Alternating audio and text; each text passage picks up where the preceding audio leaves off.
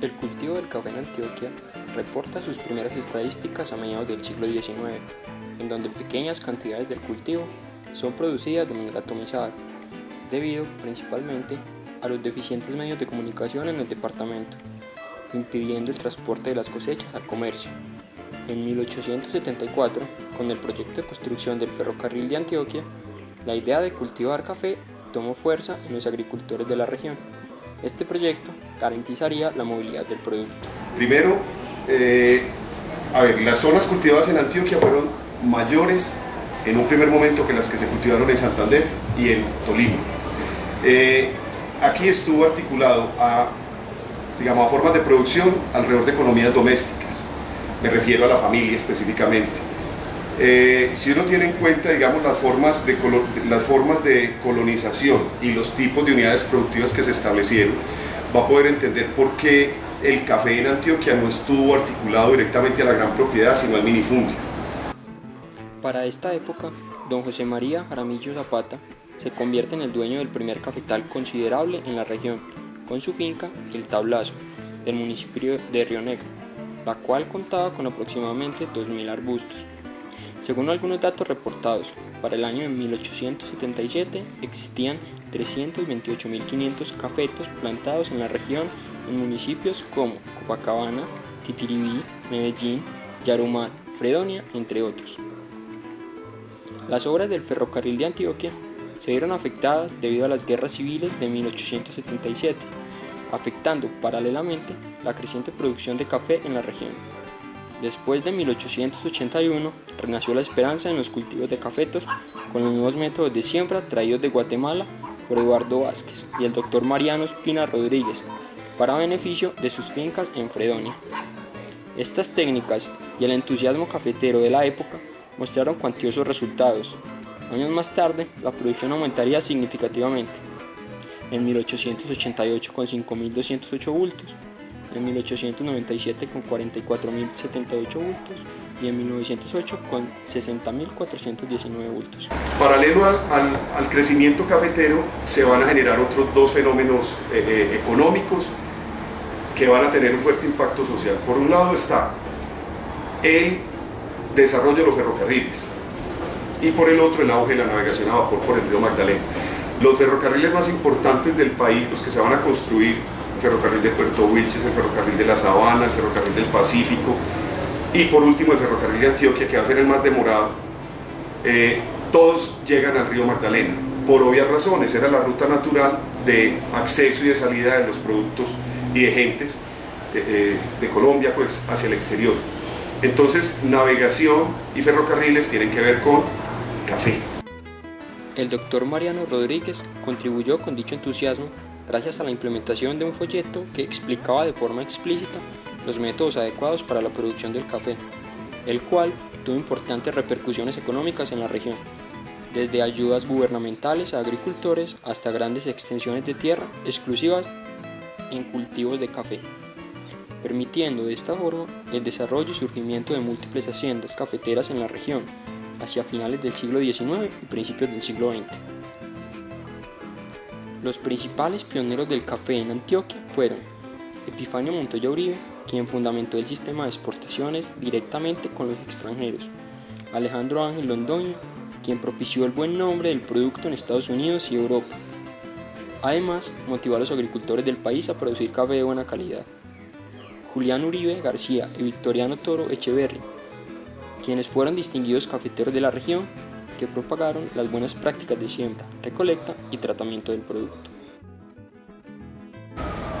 La acumulación de capital que aquí se dio proveniente de la minería y del comercio había facilitado un proceso que está ligado a la comercialización del oro particularmente y a la importación de algunas mercaderías que se distribuían al interior de Antioquia y en otras regiones del país.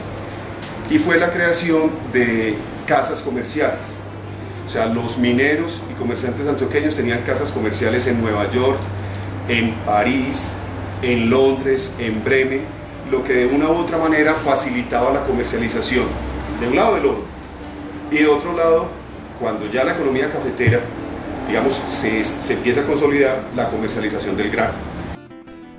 La economía cafetera del sureste de Antioquia tiene su origen a fines del siglo XIX, cuando prestigiosos comerciantes de Medellín interesados en exportar café se convierten en grandes propietarios e inician un proceso de colonización y creación de una clase campesina de pequeños propietarios, los cuales se convertirían en una reserva permanente de mano de obra dedicada al mantenimiento de los caminos y más tarde el cultivo del café.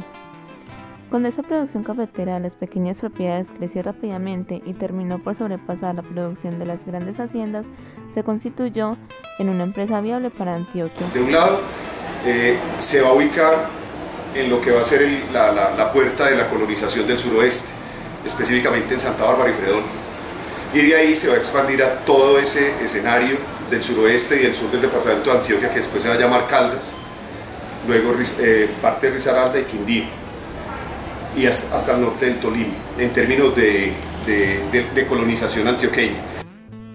De la colonización antioqueña hay que decir que fue una empresa social y humana, de amplio horizonte y hondas repercusiones en la vida nacional, no solo porque logró expandir la frontera agrícola hasta más allá de donde nadie pensaba, generando empleo y desarrollo al paso apurado de las colonias, sino porque sembró una cultura, un particular modo de ser y sentir de la gente, un talante paisa como se le llama.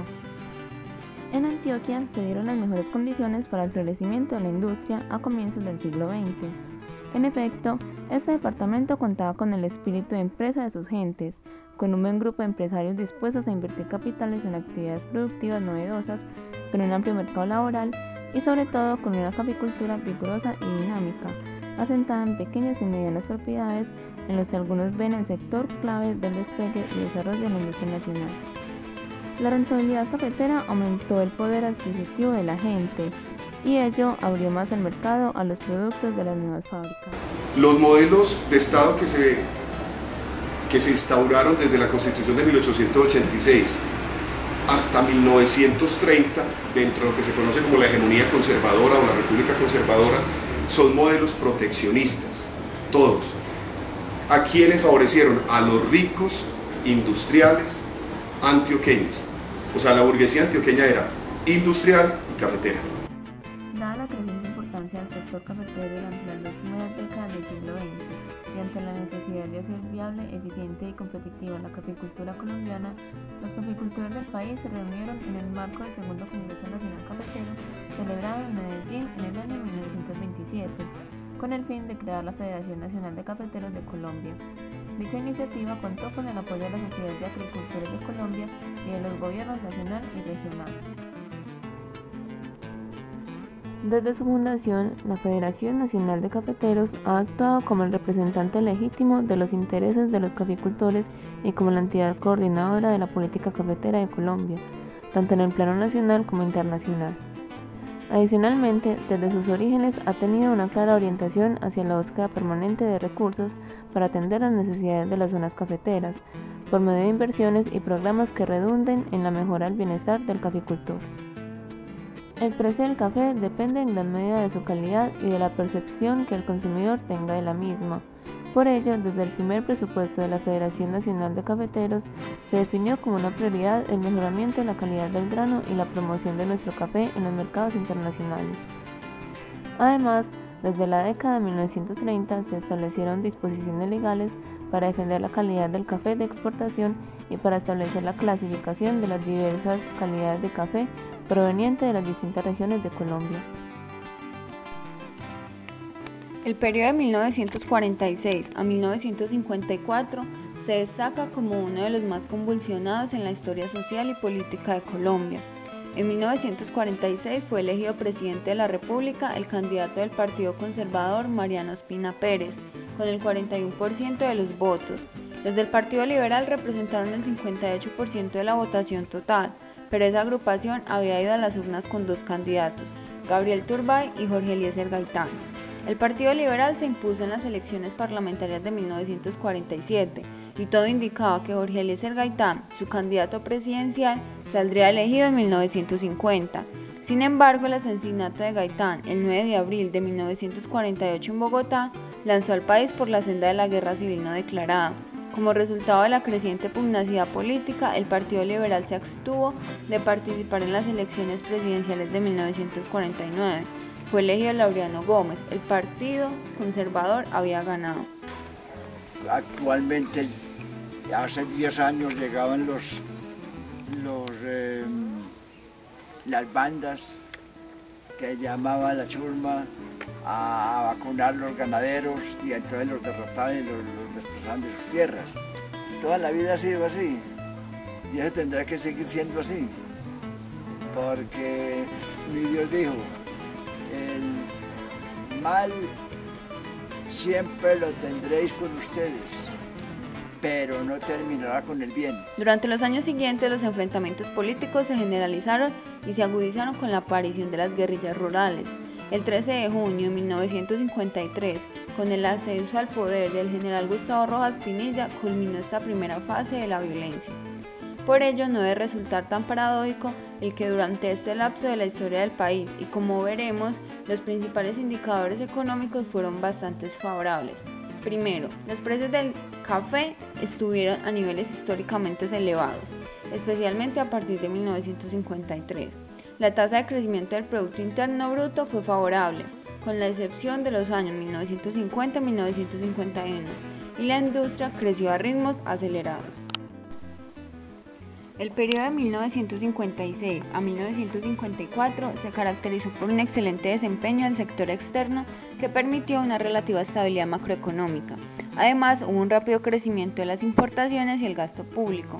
Todo esto permitió que la tasa de crecimiento estuviera por encima del 6%. Lo anterior aportó para que se diera la bonanza cafetera en los años 70. Esta fue un factor muy importante en la expansión económica de finales de los años 70. Tras la helada que afectó los cultivos de café en Brasil, en 1975, el precio internacional de la libra de café pasó de 67 centavos de dólar en dicho año a 145 centavos de dólar en 1976 y a 236 centavos de dólar en 1977. El precio se mantendría por encima de 130 centavos de dólar durante la mayor parte de la década siguiente. Las nuevas condiciones del mercado incentivaron un crecimiento de la producción y del volumen de exportación, que pasó de 5,3 millones de sacos en 1977 a 11,1 millones en 1980. A raíz del aumento del ingreso de divisas como resultado de la alza de los precios internacional del café, en 1975 se planteó la necesidad de adelantar un plan de estabilización con el objeto de contrarrestar el impacto monetario que ellos causaban. Se suspendió la devaluación en el año de 1977 y se establecieron otras medidas como el control a la tasa de interés. Se elevó el encaje del sistema financiero y se enfatizó el control al gasto público. Para evitar un mayor ingreso de divisas se controló drásticamente el endeudamiento externo, tanto público como privado. Los esfuerzos para restringir los ingresos de divisas generaron también medidas de ahorro forzoso, como la obligatoriedad para los exportadores de mantener durante al menos 4 meses los certificados de cambio antes de redimirlos en el Banco de la República.